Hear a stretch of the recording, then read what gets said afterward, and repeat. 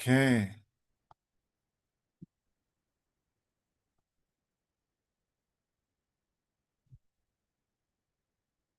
here I am.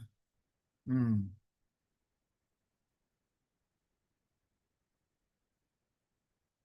Grand rising, grand resurrecting, grand remember being, beautiful vibrillionaire family of the one breath, the one unified breath, the one universal rhythm, rhythmic pulse,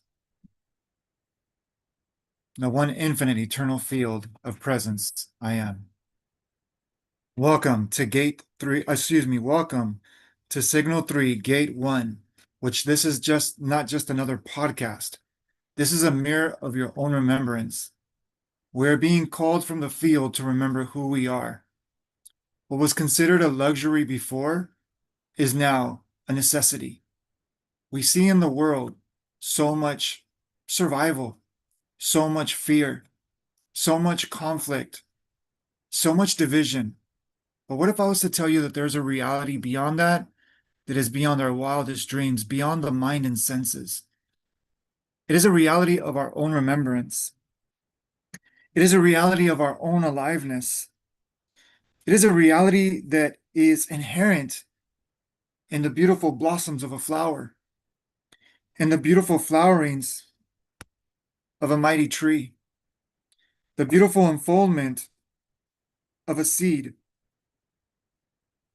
of a human, of an animal, of a galaxy, of a universe.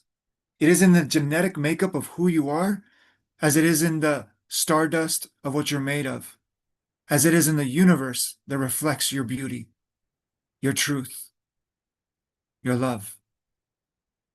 Unconditional expression of divine love. Reawakening, we're here to reawaken the divine operating system that we focus so much on upgrading our technology, our devices. We make sure that our homes are in tip-top shape. We make sure that our systems are delegated and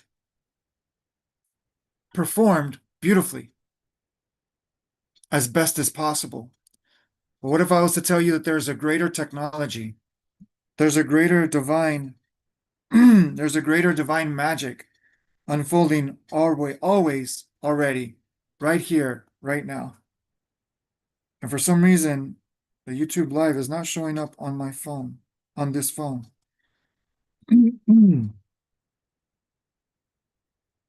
So I'm not able to share.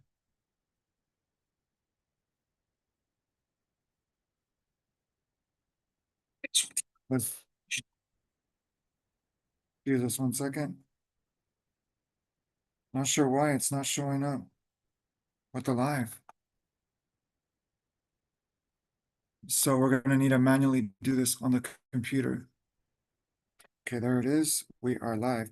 Thank you for your patience, beloveds.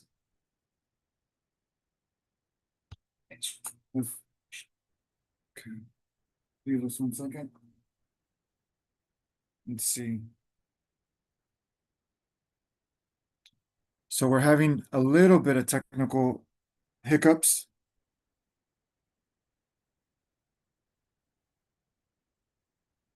Okay, there we are. And again, here we are.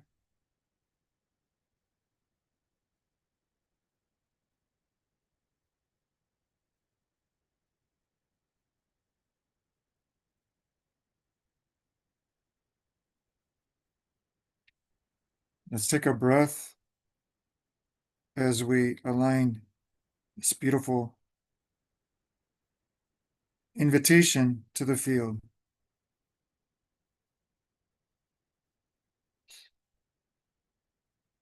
As we are not here to just share more information, we're here to unite as our own remembrance.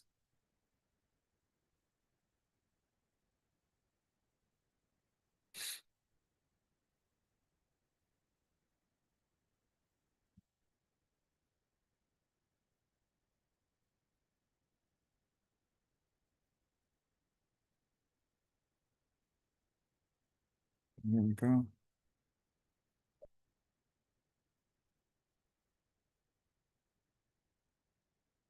Looks like we're sharing now.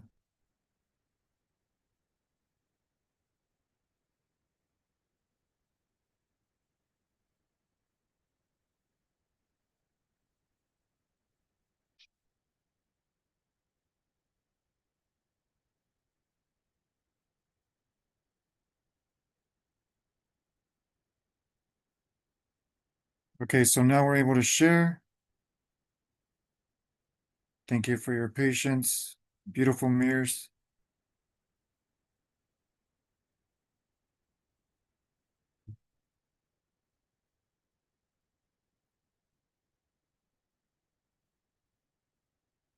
Okay, so here we are.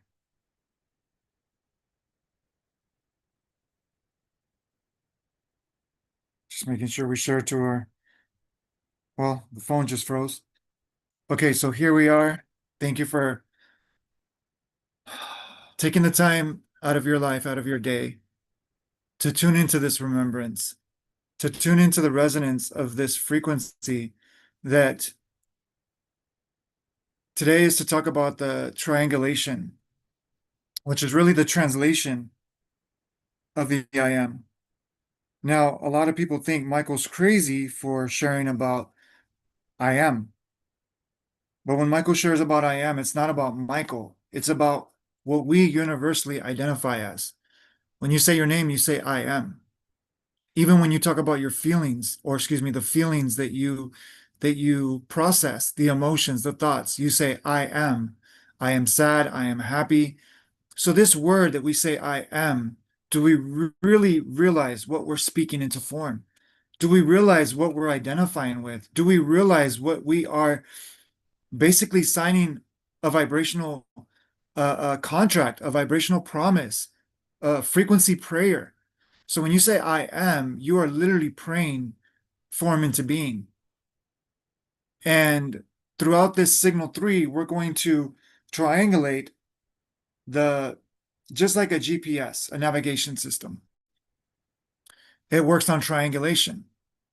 It works on taking 3 satellites, according to what we're told, and pinpointing from those 3 satellites to find out where that location is from 3 points of accessibility. And we have that within our consciousness. We have the head, and this is simple.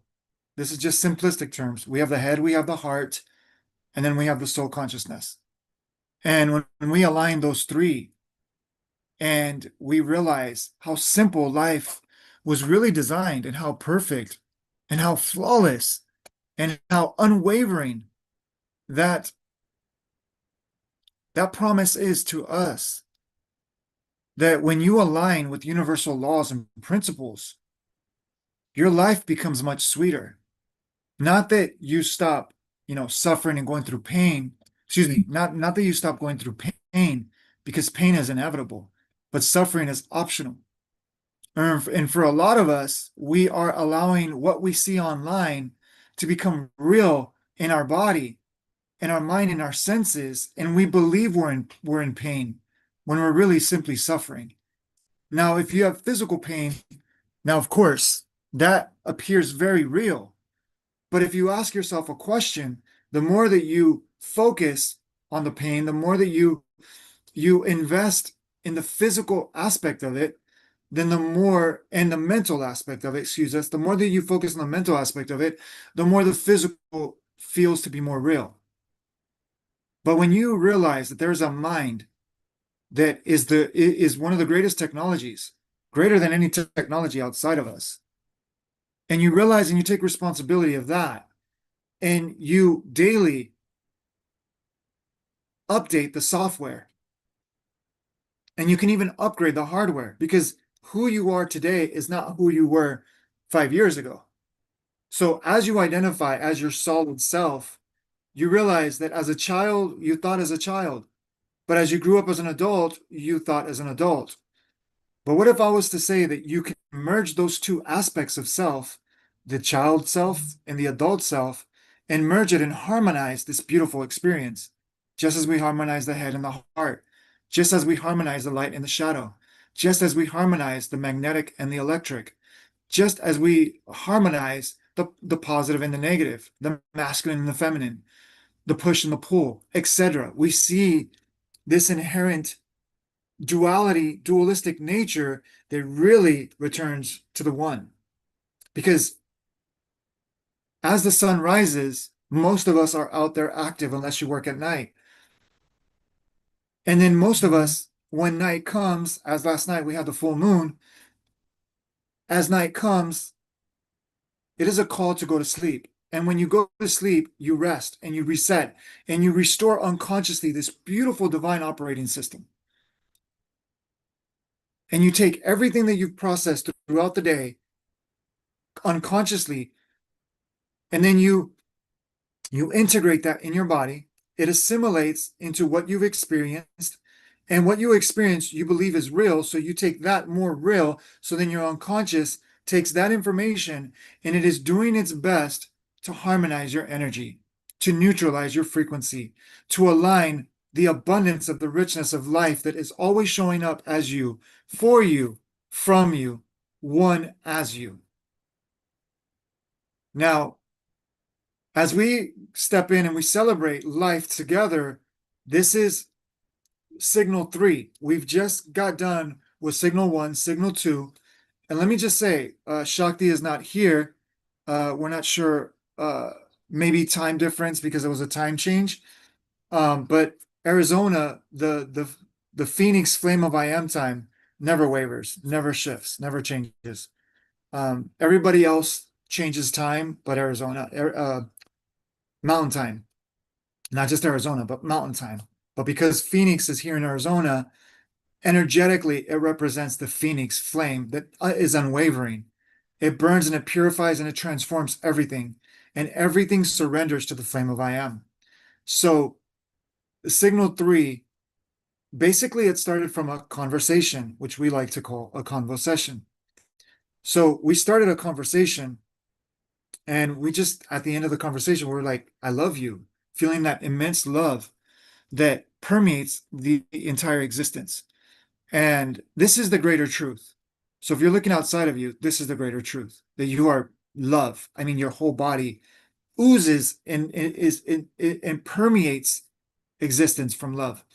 So from that conversation, we said, I love you. And we truly felt it and meant it. And not as humans looking at humans, but as a field recognizing the love that is beyond the shell, the mask, the costume, the disguise of perceptual separation. And we decided to do a podcast. And then we decided to do a podcast, but we had some resistance. And then we said, you know what? Let's work with this resistance. So then we dissolved what needed to be dissolved. Michael's, little hindrances here, and then Shakti's reflection. And when we dissolve those things, we were trying to figure out how to do the podcast. We said, you know what? Let's just let go. Let's just allow it to be. And it's been beautiful ever since. Each signal has 13 gates, 13 episodes. That's what you want to call it. But now we're in signal 3. And what seemed like an ending is a beginning, but an endless, beginningless presence that doesn't have a beginning and doesn't have an end. It is eternal, it is infinite, and it is always here, always now. So what we were guided to share today is really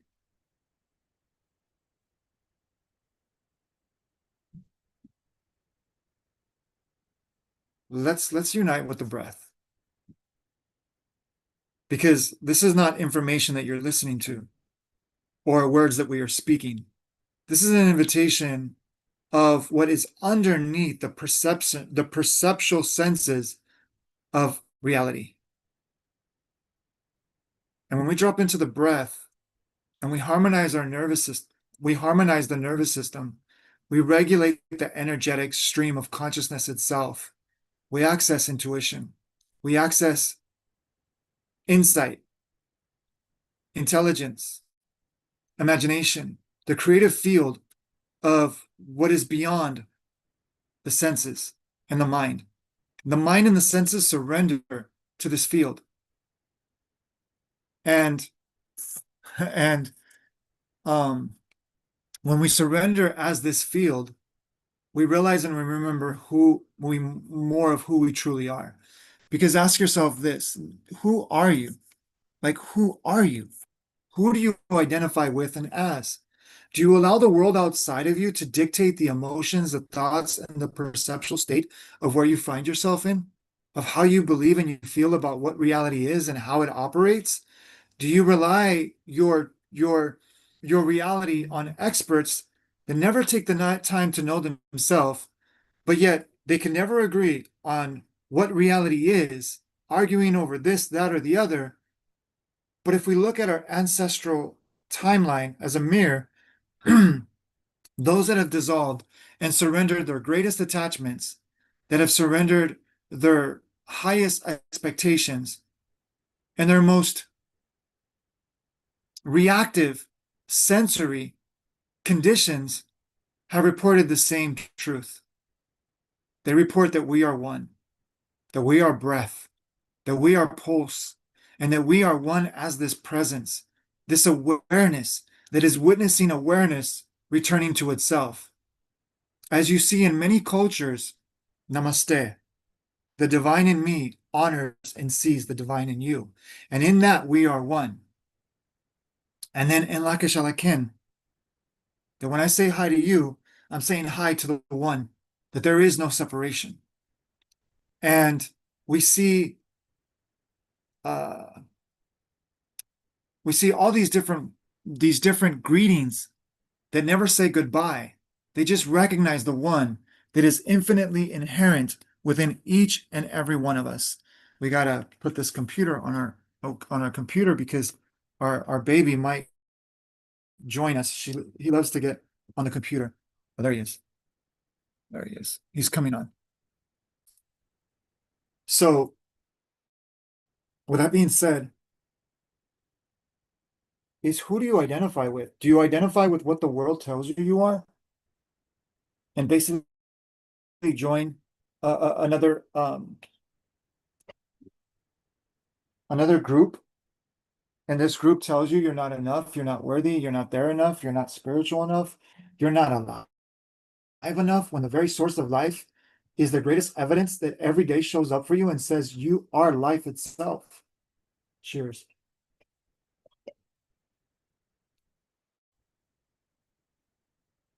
You are life itself, and you can never stop being life. How many of you are fighting life, and life still shows up for you? And you dream and you wish and you pray to manifest the love of your life, or a friend that you can trust, a community that you can rely on, which you have the greatest community that you rely on unconsciously every single day. You have the greatest friend that is intervening with you every single day. And it was designed as your mind. Your mind is your greatest friend. But if it feels like your greatest enemy, you're not alone. Let us share a little bit about Michael's old timeline life, which is a whole nother life that we can't even identify with anymore. But yet we honor as this beautiful gift that opens up the compassion, the love, and the humbleness that Michael's entitlement does not get in some idea that Michael is better than another. And it gives us this ability to show up in as mirrors, feel the compassion and the love and the kindness and the truth that is streaming through us all. It's not Michael's compassion. It's not Michael that's kind. It's not Michael that's loving. Michael was not that before. Michael didn't trust life. Michael didn't like humans. Michael didn't want to be around people, because Michael had a mindset that was self-betrayal, that hated himself, that looked in the mirror and hated what he saw. He despised what he was, or what he thought he was. He didn't trust anyone, didn't trust the government, didn't trust religion, didn't trust people, didn't trust, but really it was a mirror that Michael didn't trust himself, which was a mirror that Michael didn't trust God, source, universe. Because Michael was allowing the outside that was a reflection of the inside, of the mind and the senses, that was saying that you don't have permission to live. You don't have permission to believe what you are, to know what you are, because Michael was being called to dissolve. Because in that dissolving, Michael can show up as a mirror and see somebody struggling, see somebody judging themselves, see somebody beating themselves up, and seeing that mirror of the old timeline and aligning the timeline, not of Michael's, surrendering Michael's timeline, aligning with the timeline of the divine, allowing the divine operating system of the divine DNA blueprint to come through, and shifting timelines, transforming forms, and surrendering identity, offering on the altar of consciousness the perceptual truths of human perspective.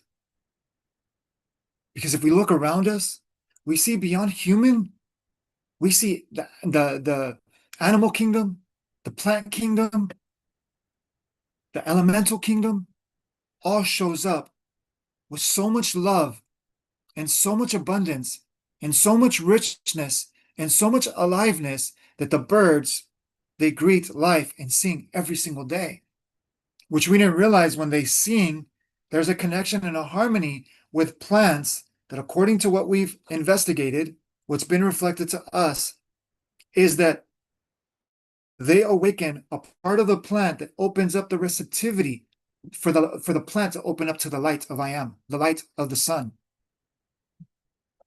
How is that the birds chirping activates something in the plants? There is a harmony, there is an intelligence, there is an alignment, there is a communication beyond our wildest comprehension that is available to us all.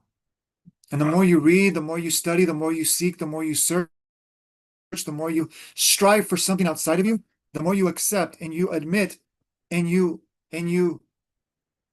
speak to the field that you don't know who you are. And the field is going to mirror unconditionally what you believe to be true. And we see in the world that now the value system of humans is taken away. The value system of what we consider money, the value system of what we consider financial help is being taken away. Now, we don't like to talk about those things, but we're simply addressing them because the more that we resist, the more resistance persists. The more that we surrender, the more resistance surrenders. So, this is a call to surrender. This is a call to remember. This is a call to awaken the greatest intelligence that we all are, that all is. I am. Whether that intelligence is in a seed, is in an embryo, it makes you what you are. Think about where you come from. You come from a seed. You come from an embryo. And here you are today. And this does not take a day off. Your cells right now are replicating, dying, and being reborn. Your DNA right now is being ripped apart. It is being torn apart in half. And as you think and perceive and believe yourself to be in this moment, it is being copied millions of times every millisecond. Now think about that for one moment. Wow. Imagine meditating on that. Imagine meditating on the heart that pulses your worthiness, your love, your truth right here, right now. You don't even have to think about it. You don't even have to study it, and you can't make it happen.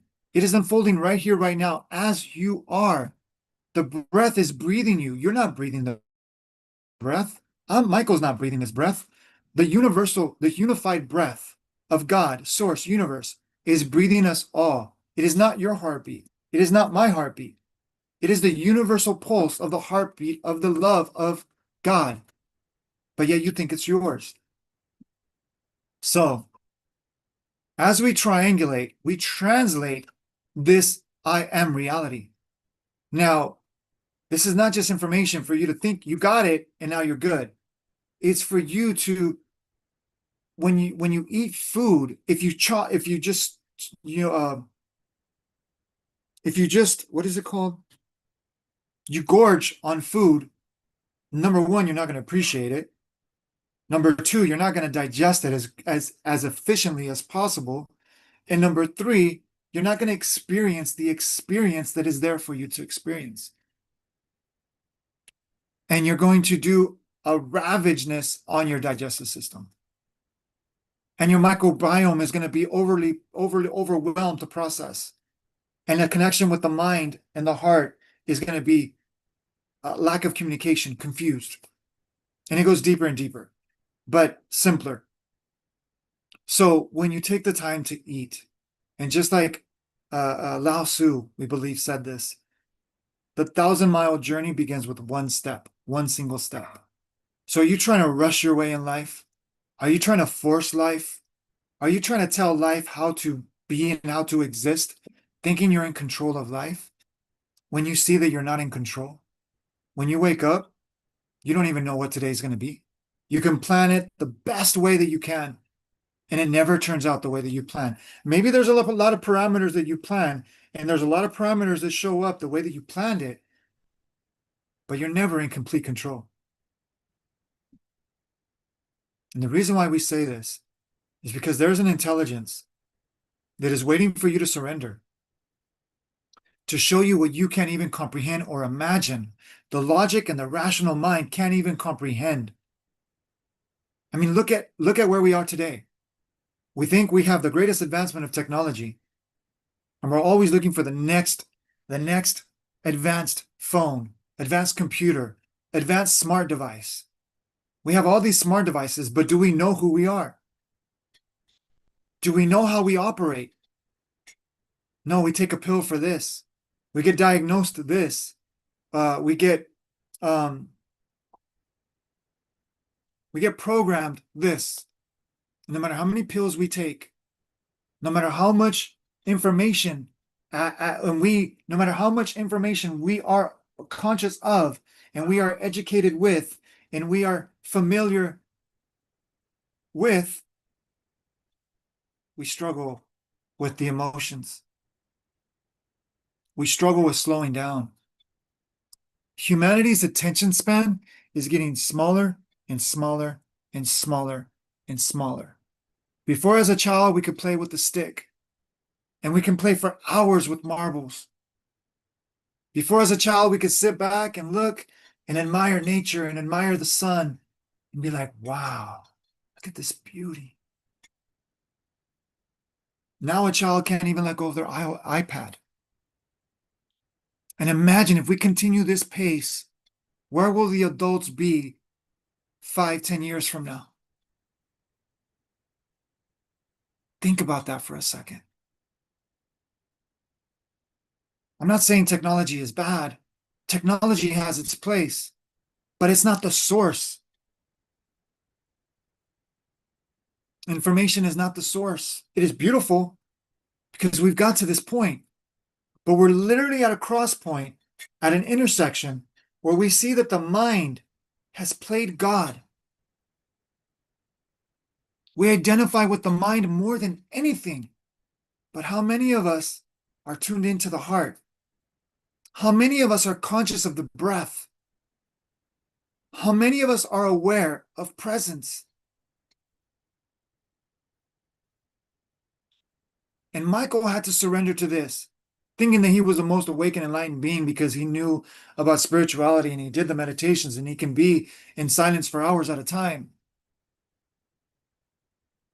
But Michael never surrendered. He thought he did. But as long as he thought he was something, he didn't surrender. You must surrender thought, because thought is meant to serve the one. It's not meant to tell you who you are. It's meant to surrender so that thought can become the child that serves you, the consciousness of who you are. So, that being said, let's go to the notes. And we don't have access to what we thought we were going to have access to. Let's see real quick. And if you're here, you're not here by accident.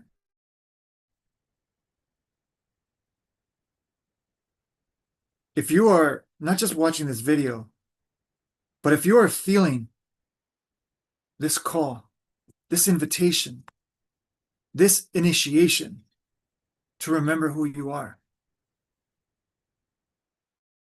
it's not for the faint of heart. We're not going to set you up for failure where everybody tells you, oh, it's going to be beautiful. It's going to be a bouquet of roses. Life is going to continue to happen.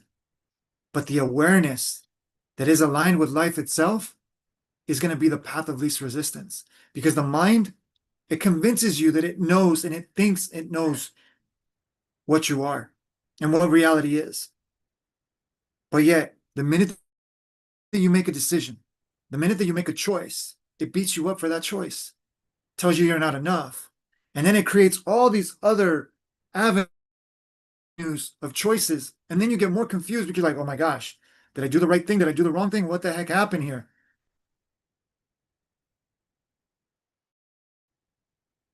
And this is a mirror of how we look at reality. Look at how the mind has taken over the senses, that it still looks outside of itself. And now it's created all these different bubbles of consciousness. And we argue over who's right and who's wrong, over who's more faithful and who's less faithful, over who's more spiritual and who's less spiritual. Even in the spiritual circles, we think one is more awakened than the other. And we argue over whose practice and whose path and whose perspective is better, more spiritual, more holier than thou than another. And this is no different than us, going to school for the first time. As children, we go to school for the first time and we're like, oh, let me look at the group of where I can identify and be comfortable. And maybe even like, oh, I'm gonna lead this group. Or you know what? I'm just gonna, be a fly on the wall and I'm just gonna listen because like I'm afraid to really be myself. Or you know what? I'm going to mask as this tough person that I am, or this confident, or this successful person, or this popular person I am. But inside I'm hurting, and I'm afraid to admit that I'm hurting because I don't want to be rejected. I don't want to be exiled. And we put up with this continuously. We put on a costume. We put on a mask. We put on a disguise to fit in. And we're afraid to admit that we're hurting. We're afraid to admit that we don't know. We're afraid to admit that we feel alone. Even though we're in the presence of community, we feel alone. We're afraid to cry. As Michael, as an ex, gang member, playing the tough part. You're not allowed to cry. And if you cry, you'll get beat up. And every time you cry, you get, 30 seconds, a minute added to you where you go in a bathroom and you get beat by 3 to 5 people at a time just because you cried. So where is it that you find yourself? And are you afraid to show up as God called you to show up? As a universe instilled the intelligence in you to show up?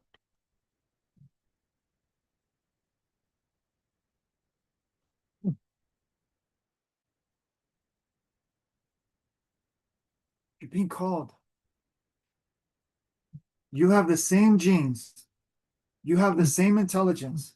You have the same awareness. You have the same aliveness as Tesla, the real Tesla, Nikola Tesla, as Buddha, as Jesus the Christ, Yeshua said, ye can do all these things and even more in my Father's name. Yet, what is the Father's name? I am.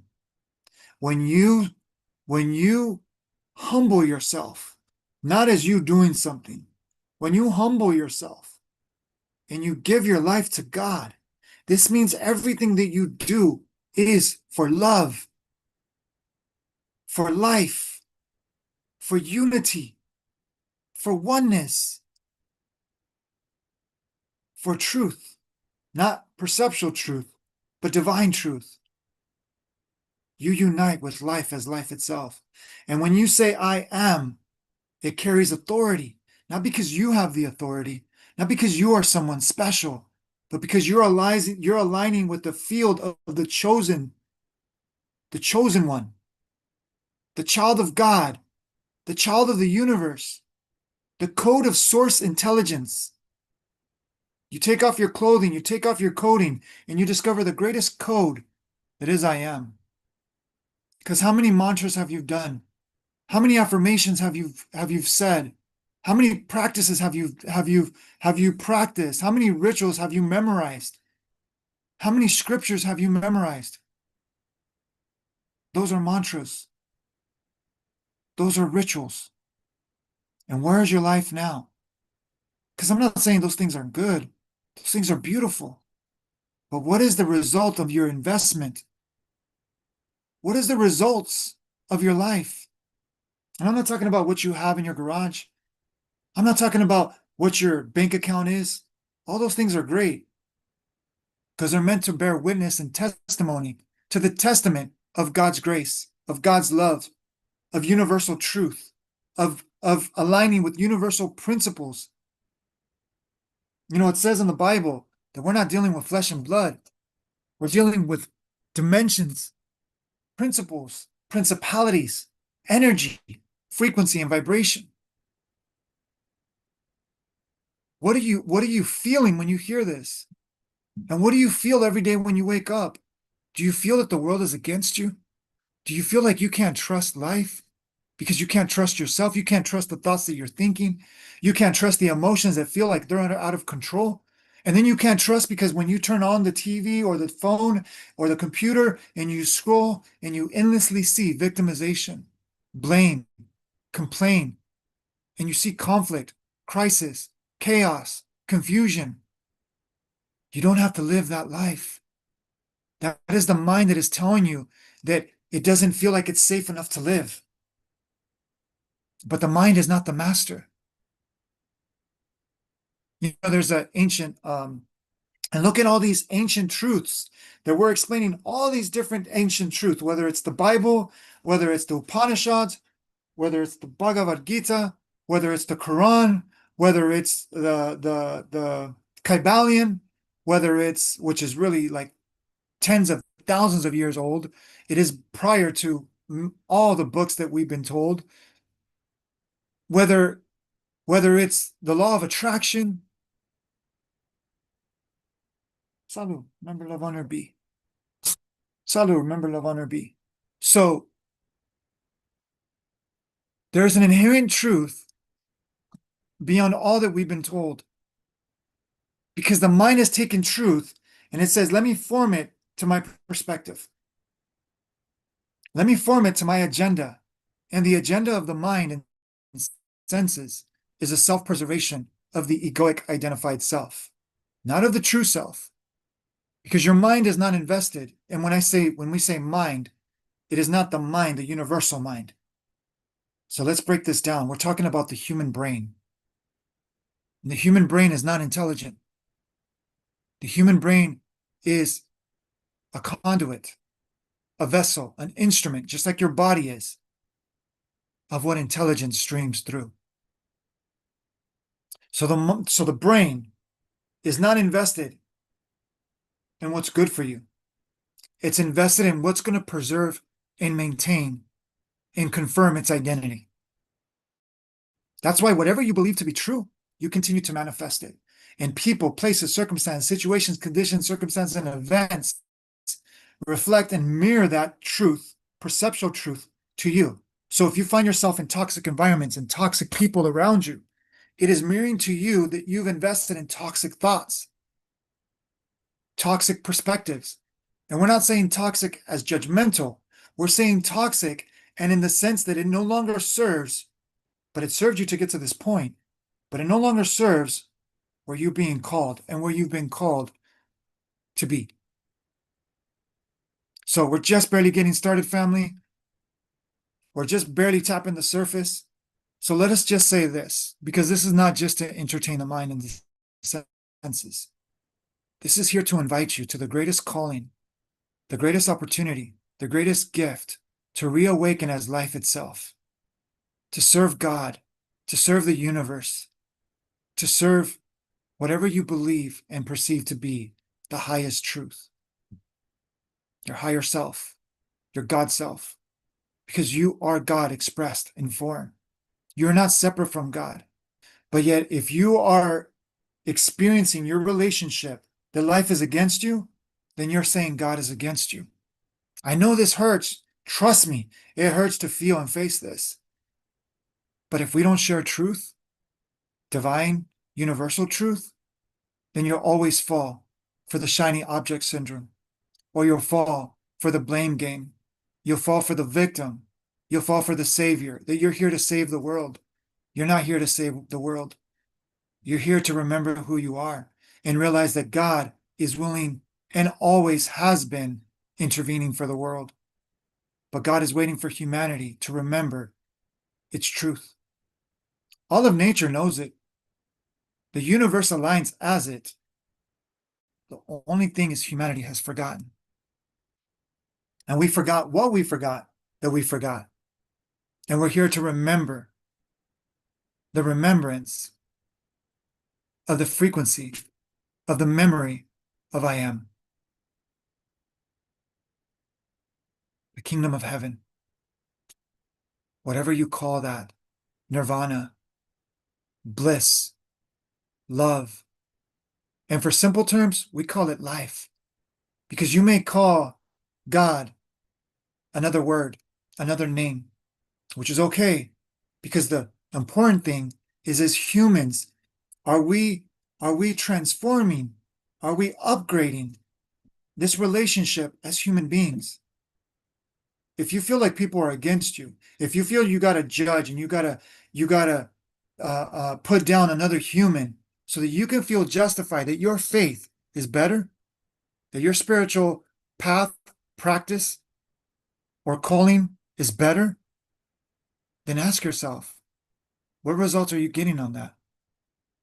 Because if you believe in unity and all truths, all perceptual truths, all faiths share the same thing, what do they strive for? Oneness, compassion, love, kindness, wisdom, understanding,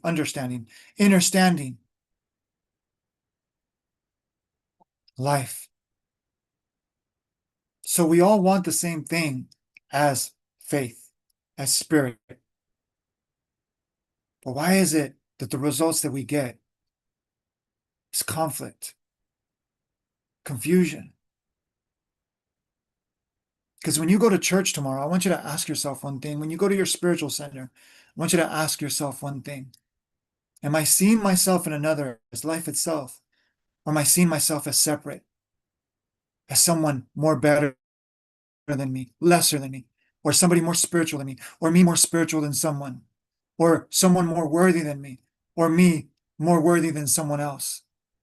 Because of this, check the boxes: my bank account, my status, my clothing, my experiences, my possessions, my beliefs.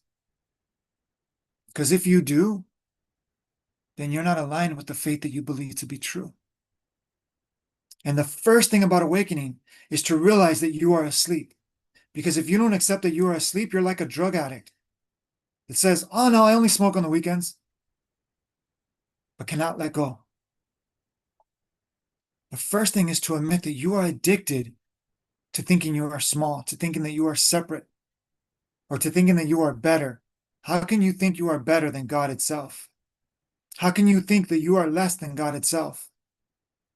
So this is signal 3, gate 1.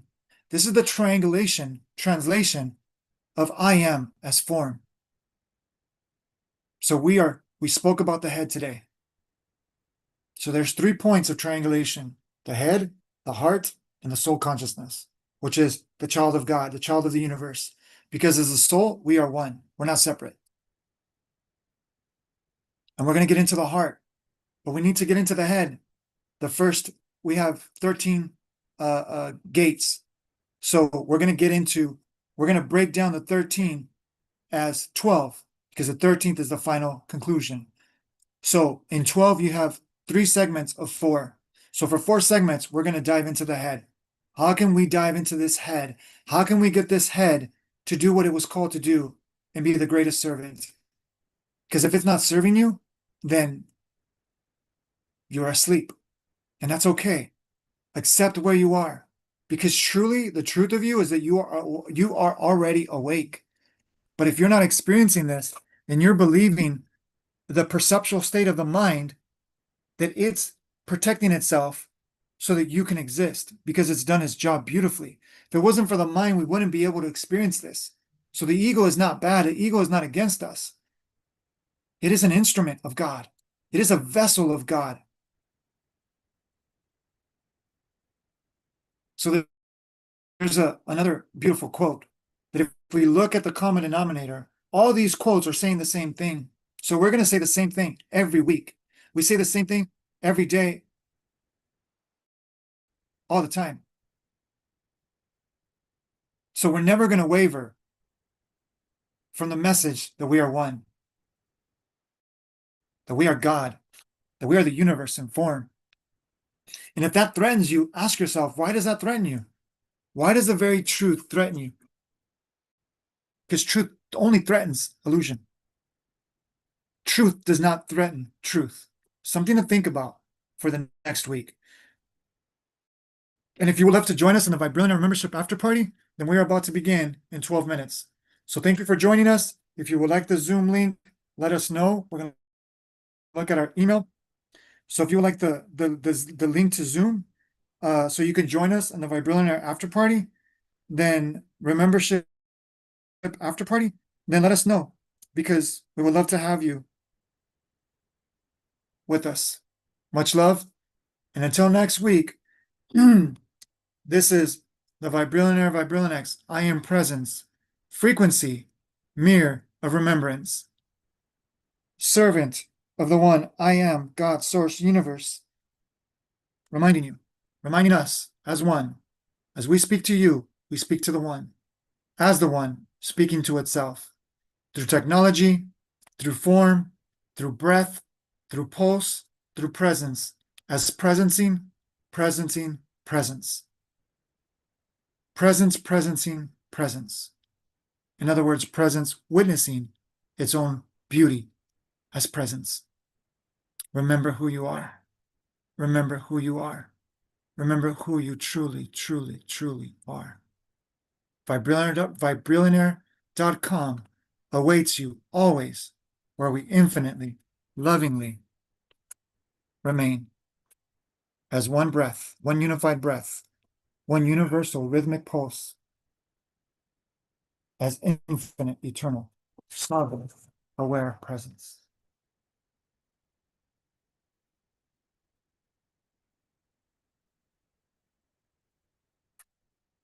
And our baby's on the computer when our baby says namaste and lakeshalakin. Om Shanti. Aloha. Konnichiwa.